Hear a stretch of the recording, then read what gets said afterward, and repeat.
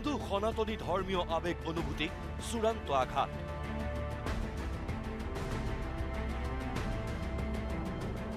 সীমা চেৰাই যোৱা অপমান।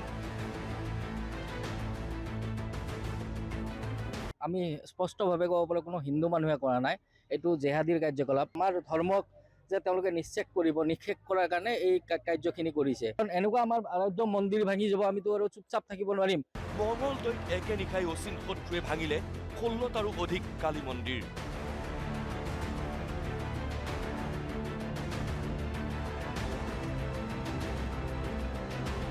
হিন্দুৰ আবেগক লৈ খেলা কৰাসকল চিনাক্ত হ'বনে? মঙলদৈৰ গাঁৱে গাঁৱে কেৱল আতংক আৰু চাঞ্চল্য।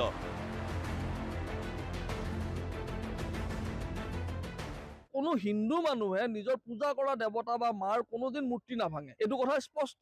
গতিকে আৰু এইটো কথাও স্পষ্ট যে এই কথাটো কোনে কৰিছে। গতিকে একচাম সন্দেহযুক্ত নাগৰিক আৰু অচিনাকি মানুহ যে অসমত ভৰিব দিছে আৰু সেই হিচাপে যে অসমত এটা অপ্ৰীতিকৰ পৰিস্থিতি সৃষ্টি কৰিব বিচাৰিছে, আৰু ইয়াৰ লগত আমাৰ হয়তো ইয়াৰো একচাম মানুহ তেওঁলোকক উৎসাহিত কৰি আছে, তেওঁলোকৰ লগত জড়িত আছে। প্ৰতিজন সনাতনীৰ বুকুত সানি এফালৰ পৰা কালী মন্দিৰৰ মূৰ্তি ভাঙি থৈ যোৱা এই দৃশ্যটো মঙলদৈৰ নিকটৱৰ্তী চেৰেং চাপৰিৰ মোৱামাৰী গেৰিমাৰী অঞ্চলৰ। বুধবাৰে নিশা অচিন শত্ৰুৱে মা কালীৰ মূৰ্তিসমূহৰ মুণ্ড ছিঙি ছিন্ন ভিন্ন কৰি পেলাই থৈ গ'ল। কি এক ভয়ংকৰ মৰ্ষা! এটা দুটা নহয়, একে নিশাই 16টাকৈ কালী মন্দিৰ লণ্ডভণ্ড কৰি তাণ্ডৱ চলালে জাতিৰ শত্ৰুবোৰে।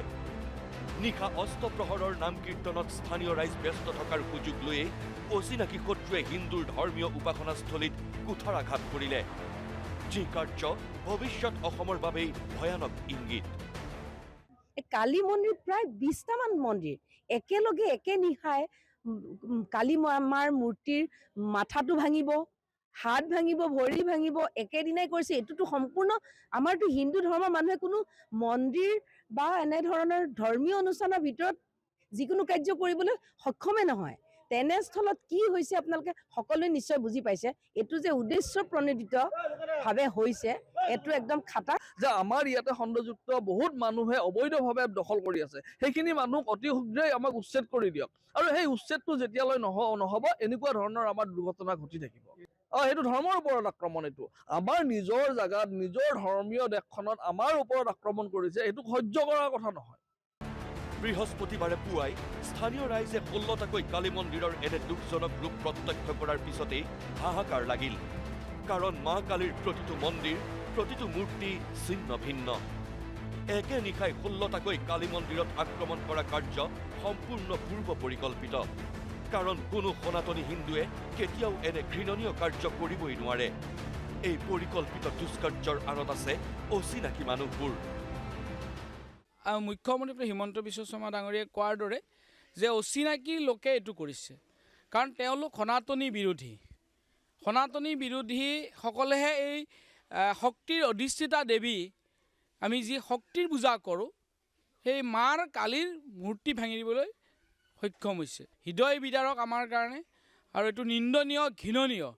আৰু মুখ্যমন্ত্ৰী ডাঙৰীয়াই এইটো কথা কৈয়ে আছে যে অচিনাকি লোকেহে এইবিলাক যেনেকৈ এই ধৰণৰ কামবিলাক কৰিব পাৰে, আৰু সেইকাৰণে এইটো এটা আমাৰ সনাতনী লোকৰ কাৰণে আচলতে বহুত এইটো নিন্দনীয় আৰু ঘৃণনীয়। এইটো মুখ্যমন্ত্ৰী মহোদয়ে সঁচা কথাই কৈ আছে যে আমি মুখ্যমন্ত্ৰী মহোদয়ে যিখিনি কথা কৈছে আচলতে একদম পূৰা গ্ৰহণ কৰিব লাগে, আৰু সেই গ্ৰহণ কৰা হিচাপত আমি এতিয়া আচলতে সকলো সজাগ হ'ব লাগে, কাৰণ এইটো হিন্দু বেল্ট।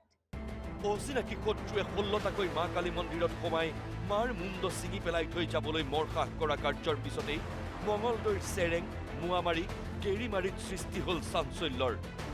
দুষ্কৃতিকাৰীক বিচাৰি আৰক্ষীয়ে আৰম্ভ কৰিছে তদন্ত। প্ৰতিজন সনাতনীৰ এটাই দাবী, আমাৰ ধৰ্মীয় আবেগ অনুভূতিক আঘাত হনাসকলক অতি শীঘ্ৰেই বিচাৰি উলিয়াওক। কঠোৰৰ পৰা কঠোৰতম শাস্তি হওক হিন্দু ধৰ্মক চূড়ান্ত অপমান কৰা অচিন শত্ৰুবোৰৰ। গতিকে অসমীয়া জাতি আমি গভীৰ সন্দিক্ষণত আমি আছোঁ, আমি এক বিপদৰ শংকাত আমি বাস কৰি আছোঁ। গতিকে এই অচিনাকি ব্যক্তিসকলৰ ওপৰতে আমাৰ সন্দেহ হৈছে। গতিকে এনেকুৱা ধৰণৰ যাতে ঘটনা নঘটে তাৰ কাৰণে অসম চৰকাৰে আৰু বিশেষকৈ দৰং জিলা আৰক্ষী প্ৰশাসনে কঠোৰৰ পৰা কঠোৰতম যাতে শাস্তি বিহিব পাৰে, আৰু অনতি পলমে যাতে তেওঁলোকক গ্ৰেপ্তাৰ কৰিব পাৰে, চিনাক্ত কৰিব পাৰে, তাৰ কাৰণে আমি আৰক্ষী প্ৰশাসনৰ ওচৰত আমি কঠোৰভাৱে দাবী উত্থাপন কৰিছোঁ। অচিনাকি মানুহ আজি হিন্দু ধৰ্মৰ যিটো আমাৰ মেইন মাৰ ওপৰত তেওঁলোকে এটেক কৰিছে। ইমান দিনে চি এম ছাৰে কোৱা কথাটো আজি প্ৰমাণিত হ'ল। সেইকাৰণে চি এম ছাৰক আমি এটা কথাই অনুৰোধ জনাইছোঁ আমাৰ গাঁৱৰ হিচাপে ৰাইজ হিচাপে, যে এই অচিনাক্ত মানুহকেইটা চিনাক্ত কৰি অতি সোনকালে সেই অচিনাক্ত মানুহখিনি চিনাক্ত কৰি কিনে তেওঁলোকক উচিত তদন্ত কৰি তেওঁলোকক উচিত শাস্তি দিয়াৰ কাৰণে আমি গাঁওবাসী হিচাপে অনুৰোধ জনাইছোঁ। এতিয়া প্ৰশ্ন হয়, 16টাকৈ কালী মন্দিৰত মূৰ্তি ভাঙি তাণ্ডৱ চলোৱা কাৰ্যত জড়িত থকাসকল কেতিয়ালৈ চিনাক্ত হ'ব?